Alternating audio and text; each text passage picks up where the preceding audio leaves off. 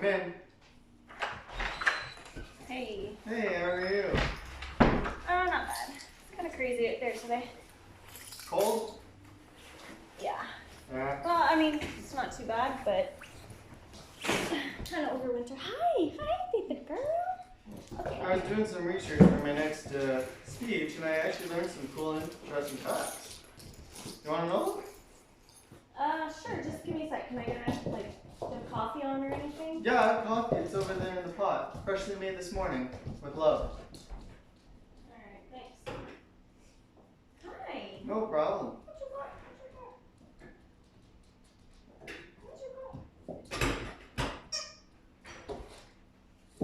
So, what were you saying? So, since Saturday, I've been doing some research about suicide rates and depression, wanting to learn more. And I found out globally that close to 800,000 people die every year. That's 1 every 40 seconds. That die from suicide. Sorry, what? Is this like nationally? Globally.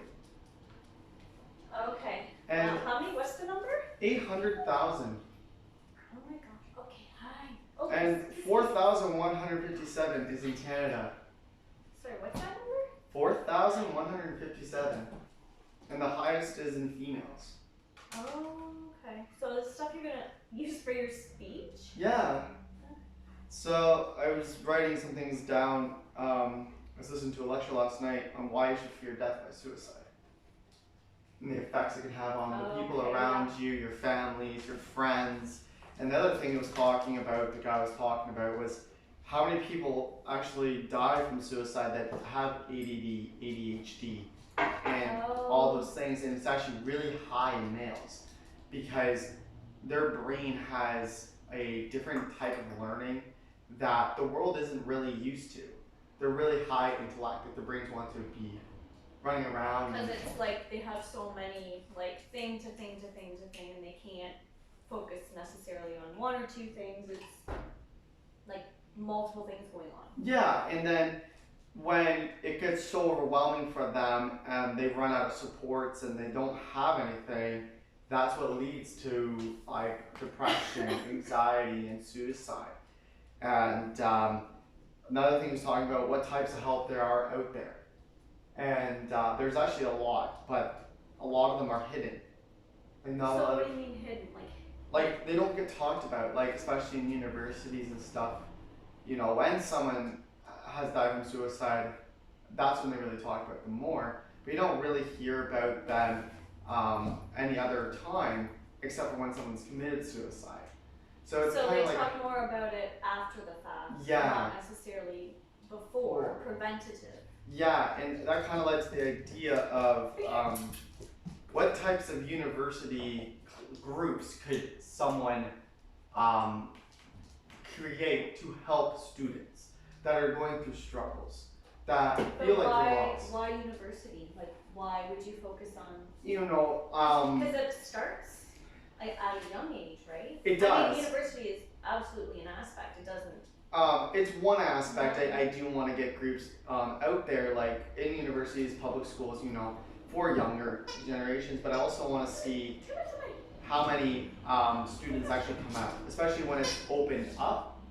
I really want to see how many people would actually come out to see and actually talk, you know, and how many people would actually come out when they are struggling. So another thing I wrote was why I stand in front of you. So like when I'm speaking in front of you. Do you want to read it to me? Yeah, I will. Okay.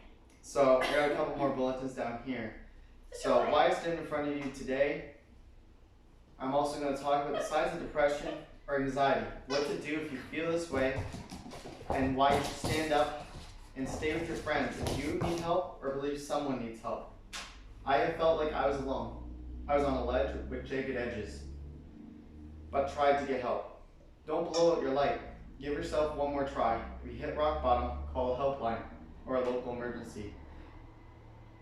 I was lost but found a light at the end. Unlocked the door and walked into the light. Was it easy? No. I fought every step of my life and I was needing help. I realized I needed help and reached out. I could not fight no more. Yeah, that's good. lot of people any age can relate to feeling like they're on a ledge. Yeah. It's like something on the other side of that could be so close. Yeah, and one thing I learned when I was in the city in Kitchener, and I learned a lot about the University of Waterloo and Laurier, was the one thing was that during the entire time I was there was a suicide. She's like, where'd it go? Astral, it's over there. No, it's weird. But the one thing that was brought up was there was a suicide that happened at a building really close to where I lived.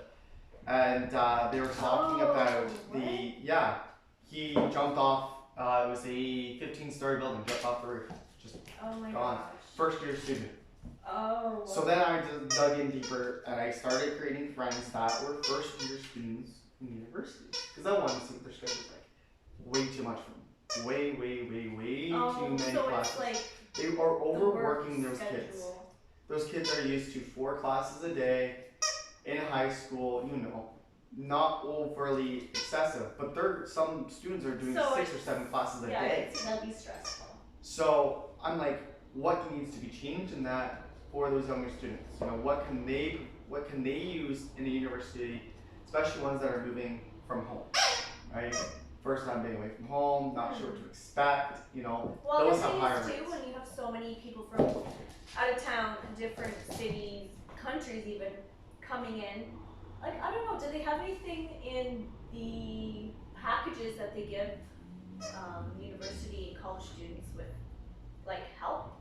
Well, I Outreach actually, programs and stuff? yeah, well, that's what I'm going to do. I have a friend, her name is Mara, and she's from Stratford, and it's her first year at University of Western.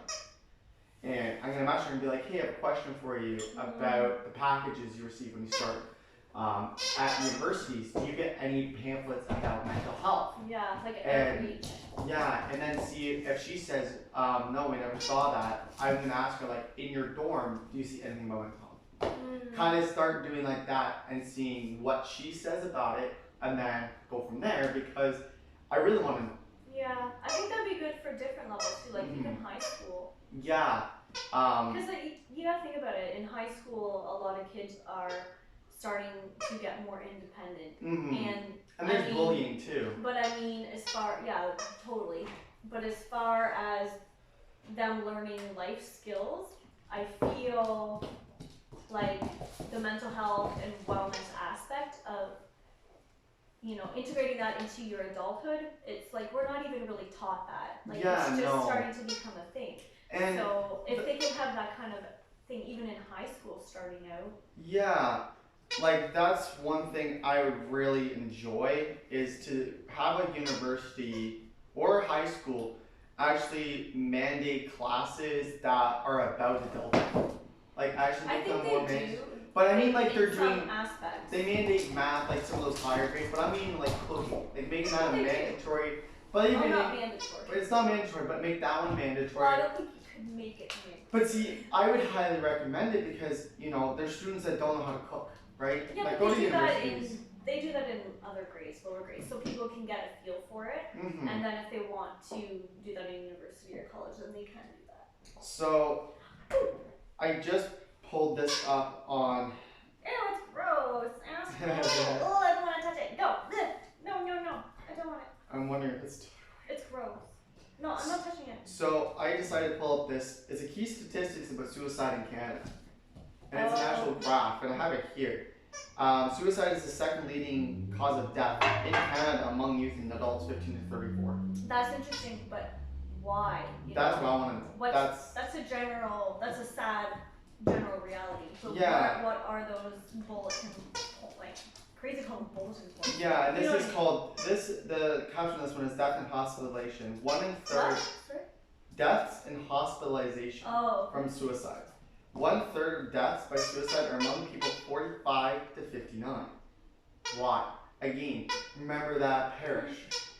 He said his dad was. Oh, from the London mental health. Yeah, his dad was in that category. I want to see why. Is it because they're retiring and they don't know what to do with themselves?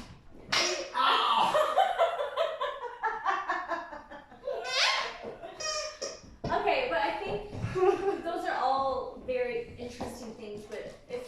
are doing a speech, Yeah. you have to focus on a few points Yeah. that are going to be relative to what you want to start out with talking. Yeah, right? I really want to. What I'm hearing you say right now is that you've been talking about like national statistic, you've been talking about a Canadian statistic, you've been talking about help in universities, colleges, high schools, and now you're talking about statistics with like an age bracket. So you need to focus in on potentially. My age bracket is going to be age 15 to 34. Okay.